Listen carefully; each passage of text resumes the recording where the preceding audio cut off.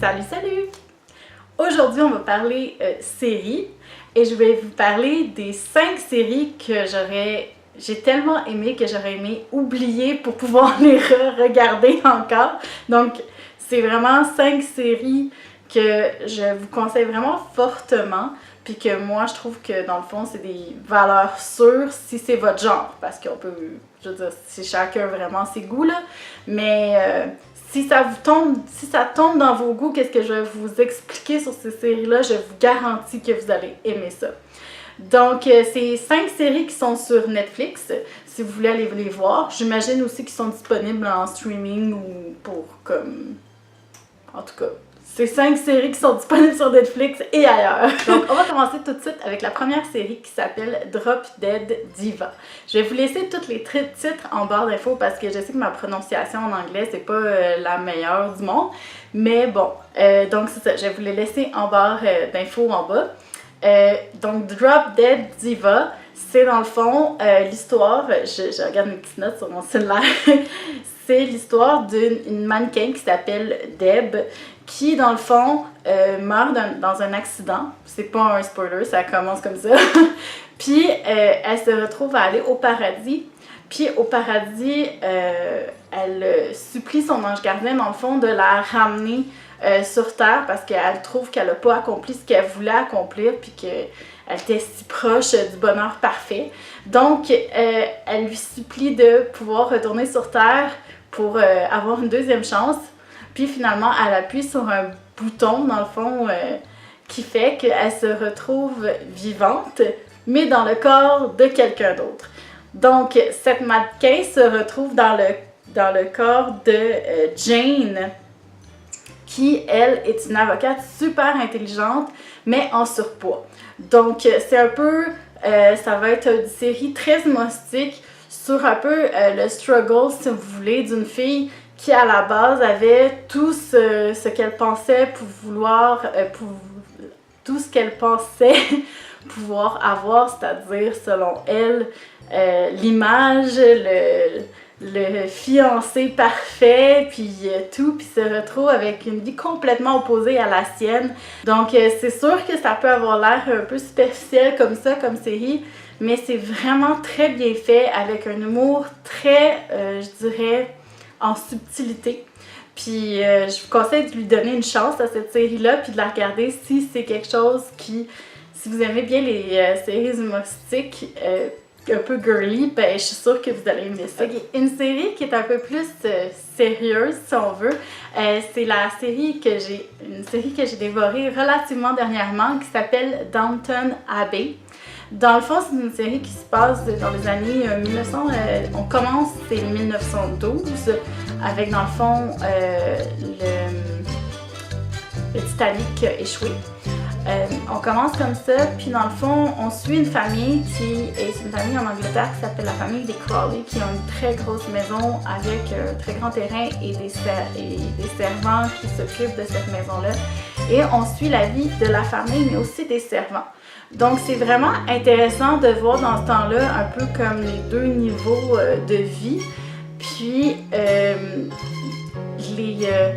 un peu les mariages de convenance pour ces gens riches-là. C'est un peu une série que moi j'appelle une série de potinage. Donc, dans le fond, c'est un peu... ça mise beaucoup sur les relations entre les personnages, puis qu'est-ce que l'autre dit, puis comment qu'il dit à telle ou telle personne. C'est un peu politique, si vous voulez, mais on s'attache vraiment beaucoup aux personnages. Les bons comme les méchants ont des nuances. On feel vraiment que c'est des vraies personnes, puis on s'attache vraiment beaucoup et on se surprend à s'attacher à des personnages qu'on ne s'attacherait pas normalement. Moi, j'ai adoré cette série-là. J'aimerais ça vraiment qu'on me l'efface de la tête pour que je puisse encore la regarder tellement genre les punchs sont venus me chercher. C'est une série qui parfois aussi peut être un peu, je peux pas dire déprimante parce que c'est vraiment un terme fort, mais qui peut des fois venir vous chercher dans les sentiments, là.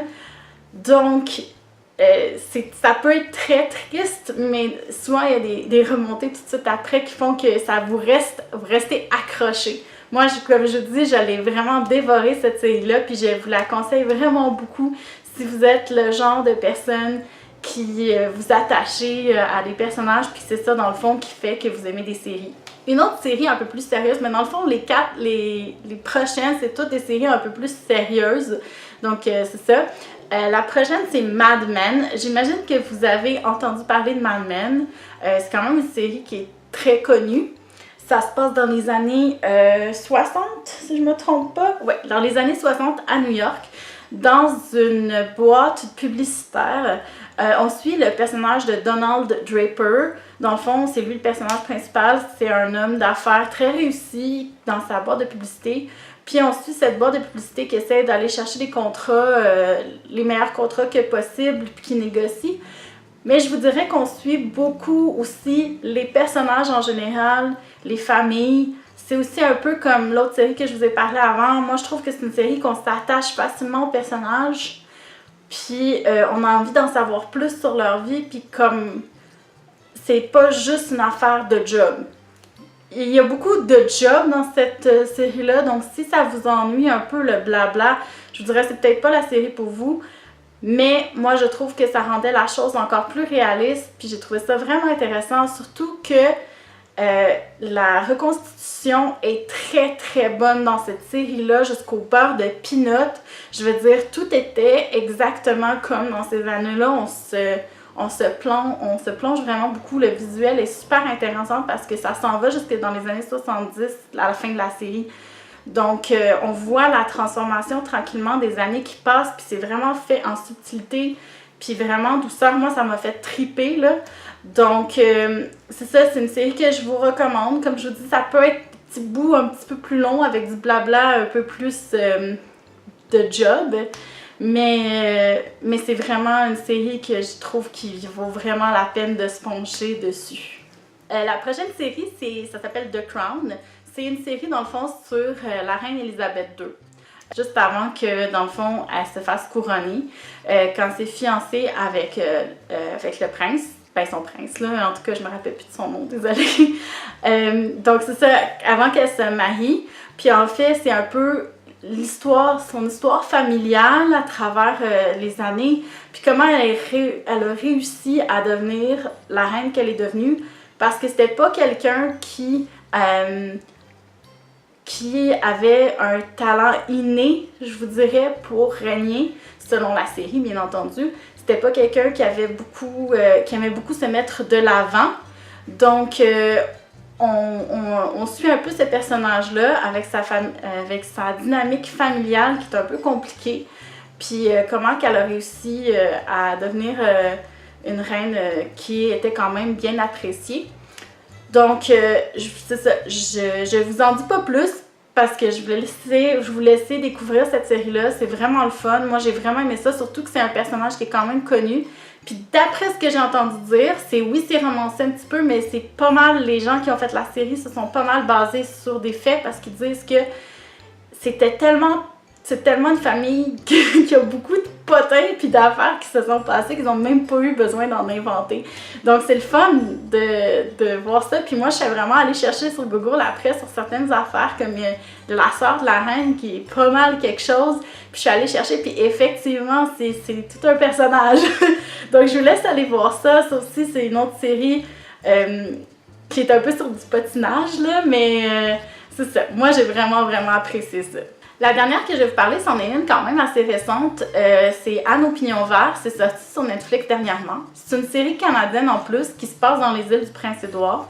C'est vraiment beau à voir les paysages. Puis tu sais, ça m'a quasiment donné le goût d'y aller, là. Donc c'est ça, c'est une série canadienne. Moi, je trouve que ça vaut la peine d'appuyer ça. C'est fait sur CBC. Puis, les acteurs sont vraiment bons. La petite fille là, qui fait Anne, là, oh my god, elle est parfaite dans son rôle.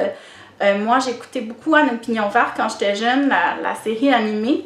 C'est un peu loin dans ma tête, mais je l'ai écoutée quand même, puis ça ressemble pas mal. C'est dramatique, je vous avertis, par bout, c'est un peu dur, mais c'est pas dur au point de vous faire lâcher la série. Moi, si j'ai été capable d'endurer ça, puis je suis une petite nature, je pense que pas mal tout le monde est capable d'endurer ça. C'est très beau. C'est ça, c'est une série qui est très belle, poétique comme Anne.